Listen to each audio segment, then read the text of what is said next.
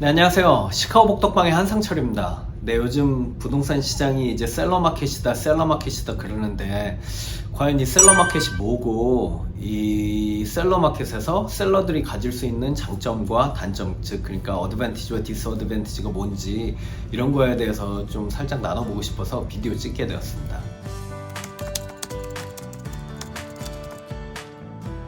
일단 셀러 마켓이라 하면 공급이 수요에 비해서 적은 시장을 말하는 거예요. 네, 그래서 셀러들에게 더 유리해지는 이런 시장을 셀러 마켓이라고 말합니다. 그러면 여기서 어떤 점이 구체적으로 유리해지냐, 이 부분에 대해서 말씀드리면, 첫 번째는 일반적으로 이 균형이 맞는 시장에 비해서 셀러 마켓일 경우에는 더 높은 가격을 받을 수밖에 없습니다.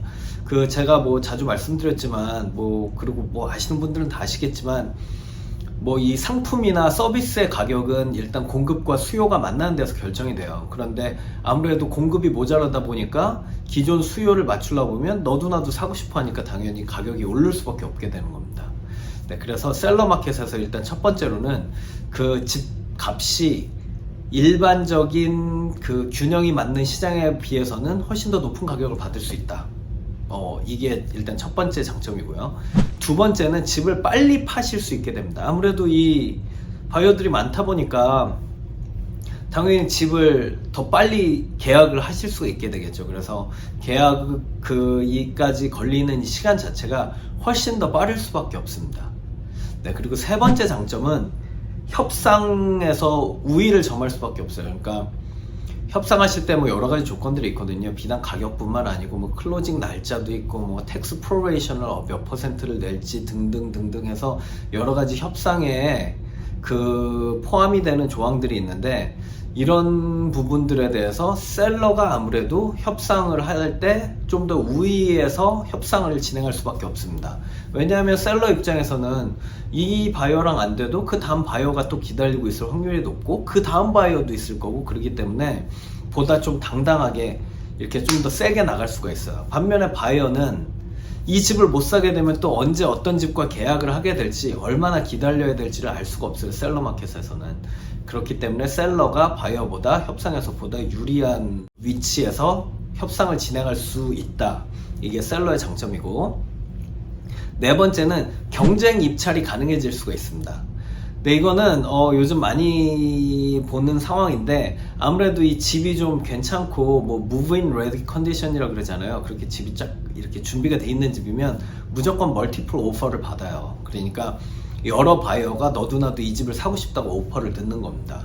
그렇게 되면은 셀러 입장에서는 각각의 오퍼를 비교해 보면서 경쟁을 붙여서 거기서 가장 좋은 컨디션으로 좋은 텀을 가지고 오는 오퍼를 선택할 수 있게 되는 거죠. 그래서 경쟁 입찰을 할 수 있게 돼요, 셀러 마켓에서는. 그리고 다섯 번째는 조건부를 많이 없앨 수가 있습니다. 이거는 제가 세 번째 말씀드린 협상에서 우위를 점하는 거랑 마찬가지인데, 이 부동산 계약에서 몇 가지 조건부가 있어요. 바이어가 걸 수 있는 게 예를 들면 인스펙션 컨틴전시가 있을 수가 있고, 모기지를 얻으시는 분이면 파이낸스 컨틴전시를 또 가지실 수가 있고, 집을 파시는 돈으로 기존의 부동산을 파시는 금액으로 새 부동산을 구입하실 경우에는 홈셀 컨틴전시를 건다든지, 이런 식으로 조건부를 여러 가지를 걸 수가 있는데, 이 셀러 마켓에서는 이런 조건부들이 있는 오퍼는 안 받겠다든지 이런 식으로 해서 그 조건부를 다 이렇게 하나하나 없앨 수가 있습니다. 그러면 바이어한테는 당연히 불리해지지만 셀러에게는 당연히 유리해지죠.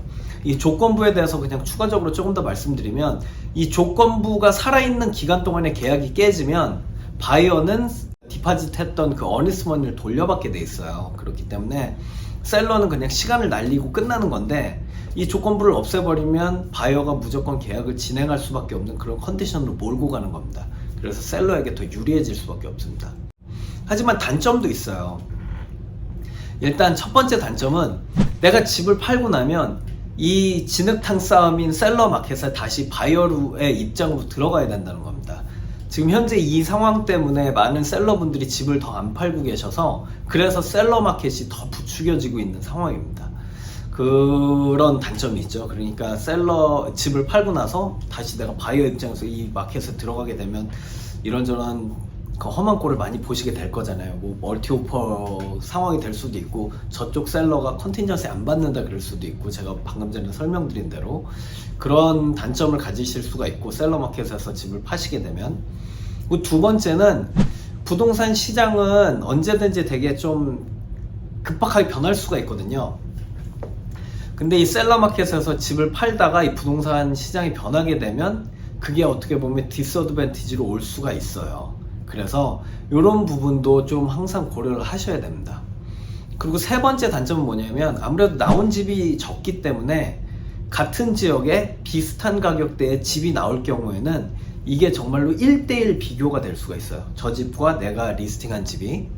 그런데 저쪽 집이 더 좋으면 제가 리스팅한 집이 훨씬 더 안 좋아 보일 수가 있습니다. 왜냐면 비교 대상이 하나밖에 없으니까 얘에 비해 안 좋은 만큼 안 좋아 보이게 되는 거예요. 그러면은 이 집이 되게 안 좋다는 인식이 생겨서 시장에 더 오래 머물 수 있는 그렇게 되는 경우도 생길 수가 있습니다. 그렇기 때문에 셀러 마켓이라고 셀러가 무조건 유리한 건 아니에요. 그러니까 이런 부분들 잘 참고하셔서 그 집 리스팅 하실 때 보다 현명하게 리스팅 하시고 그 보다 구체적이고 보다 좀 도움되는 그런 그 가이드나 아니면 어드바이스를 얻고 싶으시면 주변에서 좀 일 열심히 하시고 잘하시는 그런 리얼터 분들 찾으셔서 그런 분들에게 보다 구체적인 조언과 가이드 받으시길 권해드립니다.